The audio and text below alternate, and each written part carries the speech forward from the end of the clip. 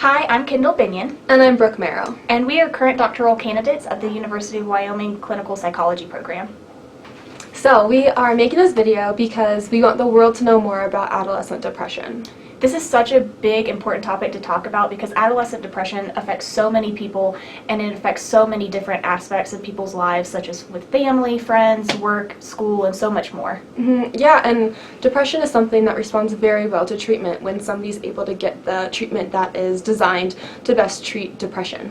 And that's the evidence-based treatment, which pretty much means that research shows that it works. So what is depression, and how do you know if you or a loved one or your teen has depression or is just going through something that kind of looks like it? Yeah, and this is a really important question that, it's very difficult to know the answer to. But bottom line is, if you are concerned about your mental health or the mental health of someone you care about, that's a perfect time to seek help. And depression can look very different for each person. It's very individualized. In this video, we're going to cover kind of the common symptoms of depression, things that you can kind of look out for. We're also going to talk about how to find a therapist in your area, things to look out for when looking for a therapist, as well as what a typical course of treatment looks like. And we really want to see how these mood changes are impacting your day-to-day functioning. Most of us can kind of picture what we're talking about, these feelings of sadness or worthlessness or loss of pleasure. And we can picture what it looks like to have your mood, impairing day-to-day functioning. And just remember that it may not always be exactly what we picture from movies or TV or references or friends, that it might look different for other people, and that it is really common. This is a really important topic, and it's also very common in adolescents. In fact, 7% of adolescents meet criteria for depression. That's huge, right? That's equivalent to 1 in 14 adolescents each year meet criteria for adolescence. And the median age is 13 to 14 years old. What do we do? So, I am feeling sad, or I am feeling down, or someone I know is having these problems, and where can we go? Well, one of the best things that we recommend is going to visit effectivechildtherapies.org. Luckily, though, we've already done the work for you because we're that nice. Yay! So we're going to talk about some effective treatments for adolescent depression. Yep. So we are going to focus on cognitive behavioral therapy, or CBT for short. And this has proven to be one of the most effective treatments for adolescent depression. And CBT is the model that we practice from here in our clinic because we practice what works. And for depression, that is CBT. For other disorders or other problems, it might be something different. So we are going to talk about individual CBT. There is also group CBT, but we are going to focus on the individual because that's the most easy to access throughout the U.S. Hold up. So by therapy, do you mean me laying on a couch while some old guy takes notes on a tiny notepad and talks about, I have to talk about my childhood? Even though that might be a common picture, it's definitely one that I have. And even though your psychologist might be an old guy in a cardigan, that is not quite what we're talking about. So if it's not on the couch, then where is it? Well, this is actually one of our therapy rooms that we use here at the University of Wyoming. And like I said, you might have an old guy in a guardian. You probably won't be laying on the couch. And we don't focus too much on your childhood like we see in movies. Instead, what we are focusing on is your current problems and how to find solutions to that. And the biggest core component of CBT is this collaborative relationship between the therapist and the client. Exactly. So let's talk about a typical setup for CBT and what it kind of looks like. Treatment, even though I said it was kind of different for every individual, typically sessions last anywhere from 6 to 20 sessions. Hold up! 6 to 20 sessions? I thought therapy was like the chiropractor, and once you see them once a week for the rest of your life. No. Actually, as I just said, treatment usually lasts 6 to 20 sessions, but here in our clinic it's actually kind of even smaller. Usually sessions last 12 to 15 sessions. Usually meeting about 50 minutes once a week. So, it's very manageable. It's time-oriented, right? And this is really important because the time-oriented piece helps keep kind of this end goal in mind for both the client and the clinician. So for the client, that means that you know that you're going to stop seeing your therapist after a while, so you want to make sure you are working on the things that are, causing impairment in your life, and that you can use the therapist for the time you have them to make the most out of treatment. And for the clinician, it's also very effective because we're having to constantly reevaluate and look at the progress that the client is making to make sure that they're on the right track and meeting that kind of deadline and that, time push, right? Yeah, and the reason why this is such a big or so important is because with CBT, the goal is teaching the client how to gain control over their life and how to kind of, in a sense, become their own therapist and figure out ways of coping that they can then use in the future. Yeah. And with that kind of goal-oriented, direction that CBT has, one of the things that we also like to do with CBT is assign homework. Wait, what? She just said homework. Did you catch that?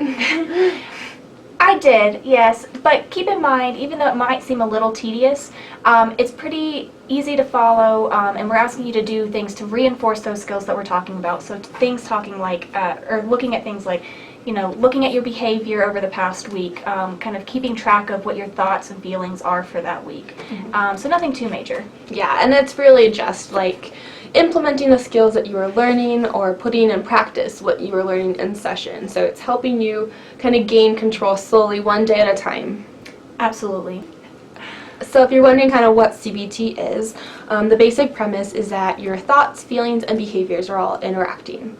And your thoughts or your cognitions, which is the C for CBT, that's definitely one area that we focus on, but we can change these things. So we can change your thoughts or your behaviors in therapy, and by changing one of these, we can see changes in the other areas. So if we can help you change your ways of thinking or your patterns of thinking, then we can see changes in your behavior, which then translates to changes in your feelings. And the same thing with your behavior. So if we can get the person who's depressed and laying in bed all day to get out of bed and do the things that they need to do, a lot of times we then see changes that translate to their thoughts and to their feelings as well. That's awesome, yeah. Typically, CBT starts with 1 to 3 sessions of kind of this like information gathering, kind of getting to know your client, getting for them to know the therapist. In this assessment period, there are 2 main goals. The first is understanding the symptoms and arriving at a diagnosis, because we don't want to, therapists don't want to diagnose someone with depression if that's not really something that they have. Also, understanding the symptoms well enough to have an effective plan for therapy. So because it is so time sensitive and oriented, we want to have a very effective plan in motion to get the most out of therapy for the client and having the best kind of treatment plan available. Yeah, and the client and the therapist work together to develop a treatment plan that is specific to that individual and that is focusing on things that are important to them. So we like to think of, the psychologist or therapist as the expert on depression or on the treatment programs that we can offer, whereas the client is really the expert on them. So we need their expertise mixed with ours to make the best treatment possible. That's deep.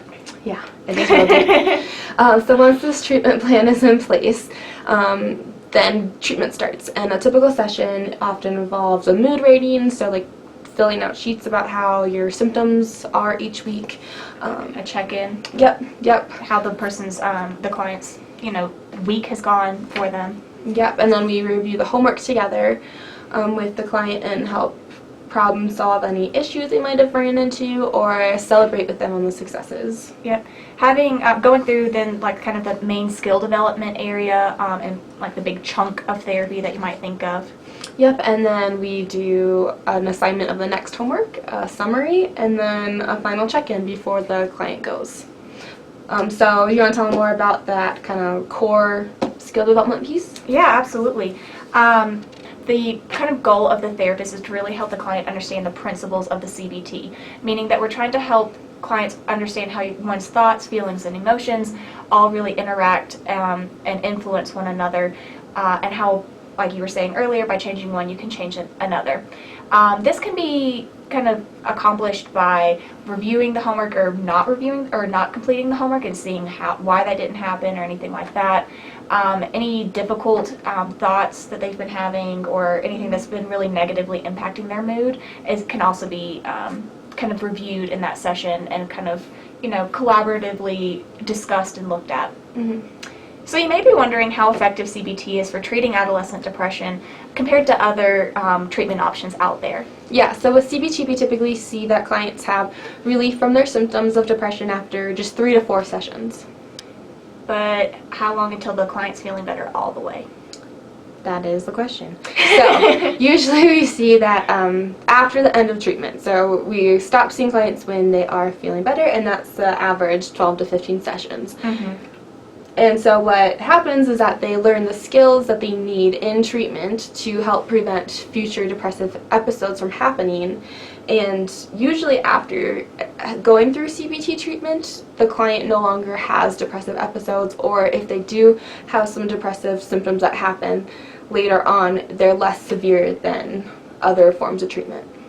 So I know one of the big questions that I'm sure we all have going through our heads right now is, how does CBT relate to medication? Yeah, and that is a huge question.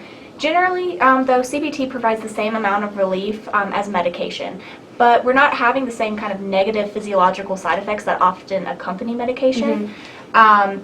So, in other words, CBT tends to be just as effective without kind of having those negative physiological, just bodily reactions that sometimes accompany medication. Yeah, and like I mentioned earlier, with CBT we're teaching the client to kind of become their own therapist and learn the skills they need to prevent future episodes of depression from occurring. And so these, the outcome of treatment for CBT is lasts a lot longer than medication. Yeah, that's right. So CBT allows for kind of treating that root cause of depression, Mm-hmm. and so where medication doesn't really allow that, right?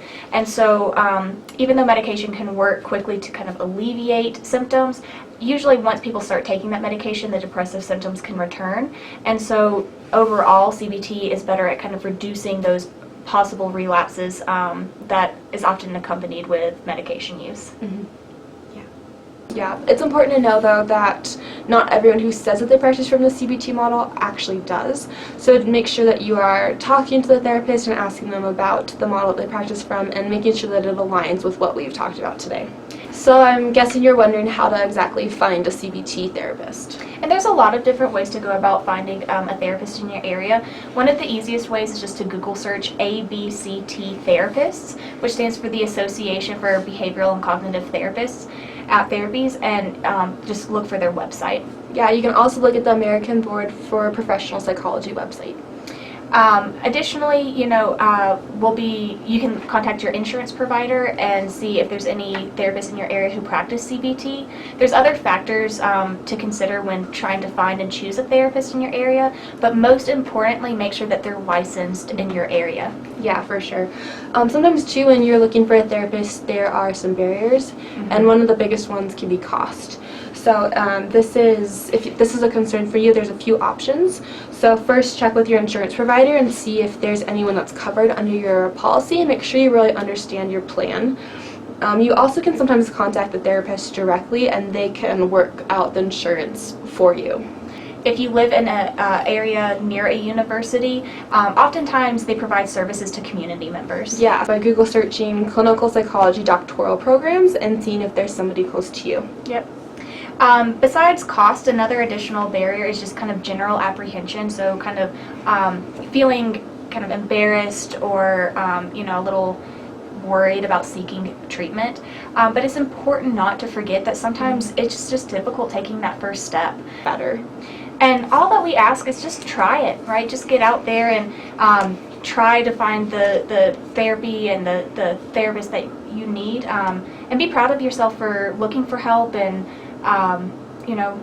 Yeah, definitely. It's a huge step to take, just that first initial appointment, or even just call in the therapist. And that's, it's really awesome when people are able to be courageous enough to put themselves out there and take a chance on it. And But again, like we said, the end goal is just really to help anyone who's experiencing any type of distress to find the resources that they need to get help. Besides, right, who wouldn't want to talk to us?